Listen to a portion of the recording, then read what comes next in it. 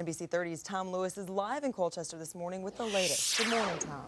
Good morning, Lauren. Boy, it sure felt like a tornado. I'm holding up a piece of tree, a branch that was severed off. It's not so much that this branch was broken off. It looks as if the bark was actually shaved off. That's how strong the winds were here in Colchester. Now I'll chuck this and I'll walk back a little bit further here. This will give you another dramatic look at the damage that was done. This is a massive tree that was literally torn from its roots. It's laying here, part of the cleanup that needs to be done. As the sun rises on this Friday morning, the damage done by the storm is clearly visible. Persephone, we got on the scene about 10 minutes ago here. We're just starting to figure things out, as are the police here in Waterbury. I want to show you what we're looking at here so far on this crime scene that has been taped off on Angel Drive. Now, behind the bushes you're looking at, there are a couple of crime scene unit investigators. They've been focusing on the steps at 56 Angel Drive. Now, initial reports are that there was a shooting somewhere either inside that condo, that apartment, or outside on the steps. Right now, those investigators are looking at some type of physical evidence, not only on the steps you're looking at, but on the adjacent apartment as well. We do not yet know if this is a homicide or how many people were shot, when this all happened. This is a fluid situation. Waterbury police have closed down this very, very small street here in Waterbury, but they're very intense at this hour in gathering that physical evidence. They're trying to figure out themselves who is involved in this crime, but for right now, they do have those units on the scene trying to gather what they can. We will do the very same here for the rest of the morning. We'll try to figure out what happened, what we can learn from the police here in Waterbury. But for right now, an active crime scene on Angel Drive in Waterbury. We'll get back with more information as it becomes available. For now, live on the scene, Tom Lewis, NBC 30 News. Back to you guys. Back live on the scene here in Hartford's North End, and you can see the evidentiary unit trying to get past the police tape there. Eventually, they will make their way down to that car in which the two occupants died at that high rate of speed just about 3 hours ago. We're hoping to talk to Hartford police soon to possibly get an identity on those two victims. Again, utility crews are also out here. There was concern immediately that some of the power lines were live when they came down here. Power was shut off, and now some of the cable and utility crews are out here trying to restore power. Number one priority, the medical examiner needs to get out here and take the bodies out of that car. Live in Hartford this morning, Tom Lewis, NBC 30 News. Yvonne and Brad, back to you. Now, one of the engineers at the dam says the water levels dropped 3 inches overnight. He also addressed concern that the 173-year-old wooden structure was vibrating. He says the wooden dams normally vibrate to relieve stress. Tom Lewis, NBC 30 News. Keisha, back to you.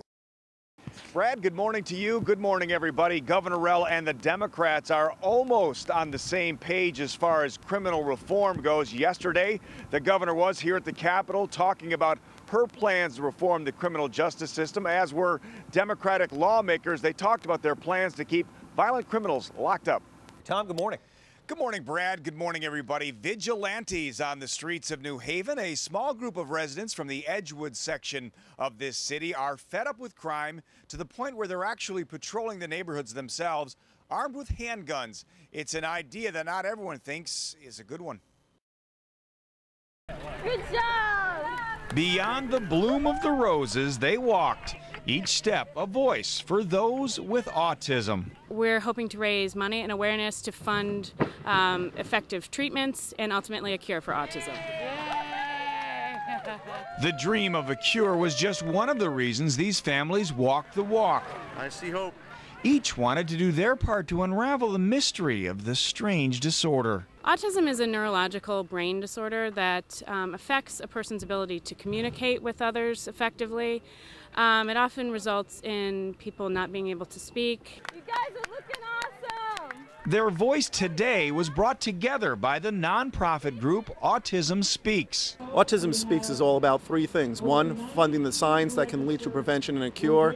2, giving a voice to all the families affected by autism. And number 3, inviting the general public to come in and be part of our crusade. As walkers made their way through Elizabeth Park, they were greeted with several signs, each containing statistics and information about autism. One of the more disturbing signs was this one.